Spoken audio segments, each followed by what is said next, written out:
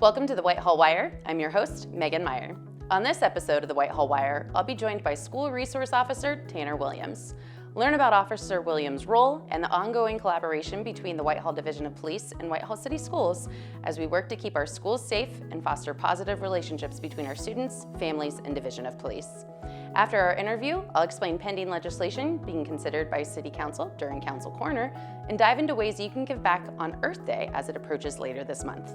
All this and more on this episode of the Whitehall Wire.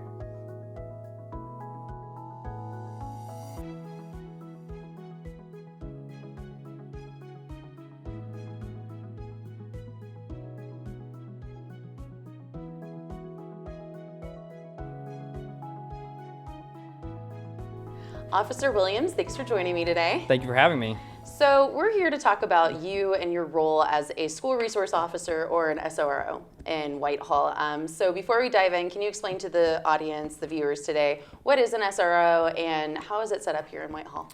Sure. A school resource officer is a carefully selected, specially trained full-time police officer with at least 3 years of experience for our agency.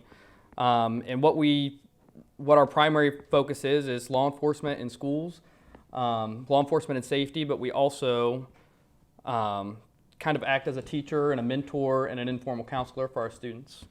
And then additionally at the City of Whitehall, we're also in charge of all of our juvenile missing cases, as well as our juvenile diversion program. Okay, fantastic. And you're not the only SRO we have, right? No, Officer Mark Showalter, his office is at the high school. My office is at Rosemore Middle School. Okay. So if I remember correctly, when you started as an SRO sometime last year, right? Yes. We made a post on social media and it was your first day as an SRO, kind of that typical first day of school, thing. And it mentioned Yes. that you had a long time goal of becoming a school resource officer. Can you talk about that aspiration a little bit? Yeah, absolutely.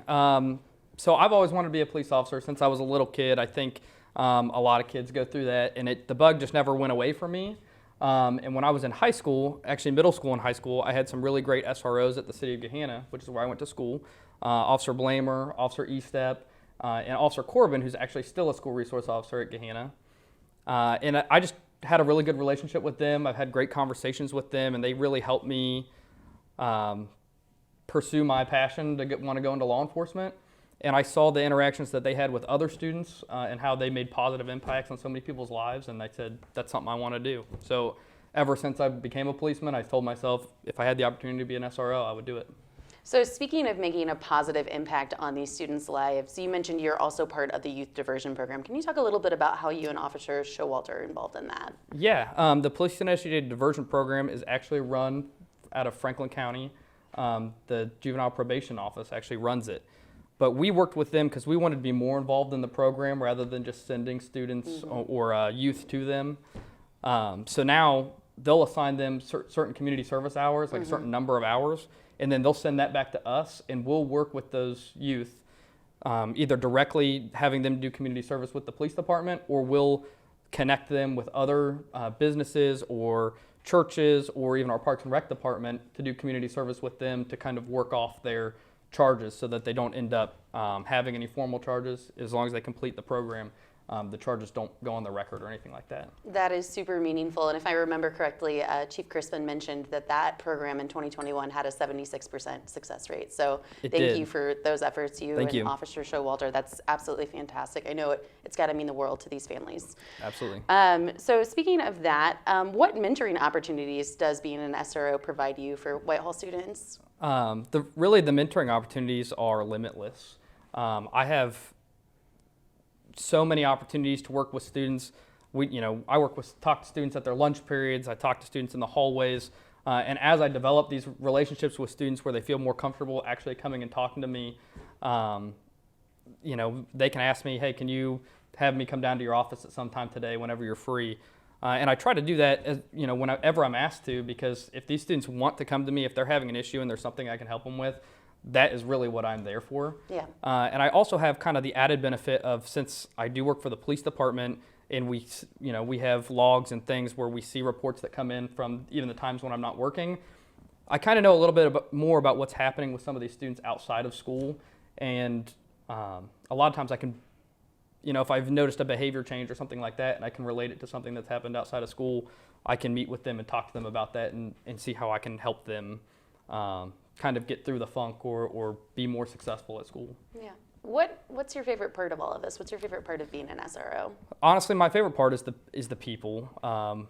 Working with the students and their parents and the great staff at the Whitehall City Schools. It's really, they've really accepted the school resource officers as part of their family. In the city, the students and the parents, they've been so supportive. They really appreciate the work that we're doing there, and just the feeling of making a difference every day. That's really why I enjoy it. Well, you're the right person for the job, so well, thank you again. So thank you to Officer Williams for joining us and to Officer Showalter for your efforts in our schools and our community. To learn more about our SROs, the Whitehall Division of Police, or Issue 10, the Safer Whitehall Levy, please join Chief Crispin on Thursday, April 21st at 6 p.m. at New Life Church for the next Safer Whitehall Town Hall, or visit the city's website.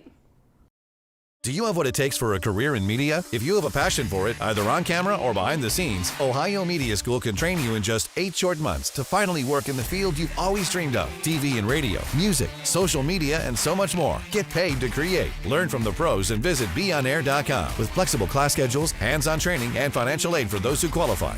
There's a reason thousands have come here to start their career in media. Get started now by visiting us online at beonair.com or call 614-723-9675. Welcome back to Council Corner. On April 19th, City Council will consider an ordinance allowing for an additional appropriation to help fund the 2022 Street Improvement Program. Specifically, the ordinance would appropriate an additional $60,000 to fund the complete reconstruction of Pinewood Drive instead of just repaving as originally planned. You can learn about other infrastructure projects planned for the 2022 construction season as part of the city's Capital Improvement Plan, or CIP, on the city's website. Moving to upcoming events and activities, Earth Day is just around the corner, and there are multiple ways for you to volunteer to keep Whitehall beautiful and to reduce, reuse, recycle, and refuse. Parks and Recreation invites you to help beautify our parks by picking up litter and planting saplings on Friday, April 22nd and Saturday, April 23rd. Sign up for your preferred park on the city's website. Also, on Saturday, April 23rd, the city's service department is hosting our second recycling drop-off day. We encourage you to consider what items you can donate or recycle before sending them to the landfill on your first unlimited collection day of the year, which is also coming up on Wednesday, May 4th.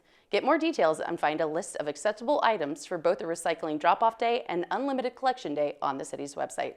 For upcoming program announcements and service reminders like these sent directly to your inbox, don't forget that you can subscribe to the city's weekly e-newsletter, the Whitehall e-Update. That's a wrap on updates from the city. Thanks for joining me on this episode of the Whitehall Wire.